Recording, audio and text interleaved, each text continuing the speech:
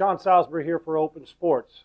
The Jets picked a bad time to have a bad football game considering the way they've played all year long. Protected the football, lead the NFL in that plus category as far as giveaways, takeaways.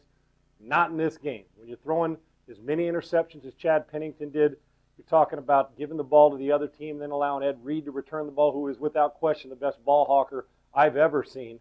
But here's why you can't win even at home when you're playing against the Baltimore Ravens team that ran the ball pretty good, mixed in a few passes, but it was about defense and turnovers.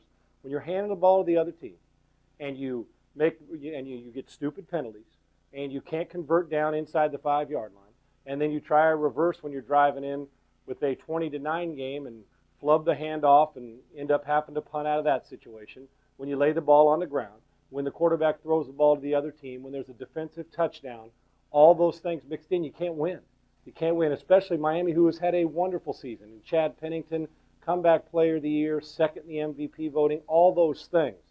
But you can't overcome those even if you're a spectacular team, let alone a good team. And Miami is a good team.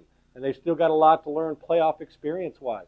But they just didn't get it together. And Baltimore's defense will make you pay. They were hitting the quarterback all day. Didn't matter what formation they were in. A couple times Miami got on good drives, but you got to be able to finish. You got to be able to convert touchdowns. You can't have an extra point blocked in a football game. All those things, special teams, offense, defense, cost the Miami Dolphins in the football game. The Baltimore Ravens are just one of those teams people want to know, well, with a rookie quarterback, can they continue to roll through this thing? When you play that good a defense, and you got the best safety and maybe the best football player in the entire NFL in Ed Reed, period, you're going to make things happen. And then you mix in Ray Lewis and Suggs and all the pressure, nada, that goes along with getting after it. You've got to play air-free football. You can't turn it over that many times and expect to win. So the Baltimore Ravens will move on. A really, really good season for the Miami Dolphins, and considering where they came from, a great season for the Miami Dolphins.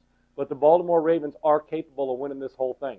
With the Indianapolis Colts out, with their defense, with the way they can run the football and close out a game and they're physical, this could be a very interesting run. And we've got a great weekend next weekend.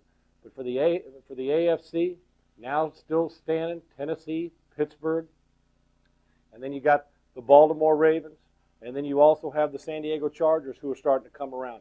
So this is going to be a very, very fun Final Four in the AFC, but the Baltimore Ravens manhandle. Even though the score said one thing, the Baltimore Ravens manhandle. They got Ravens and Ed Reed all mixed in. They manhandle the Miami Dolphins physically, and when you force that many turnovers, you're not going to lose. And I don't care where you play a football game.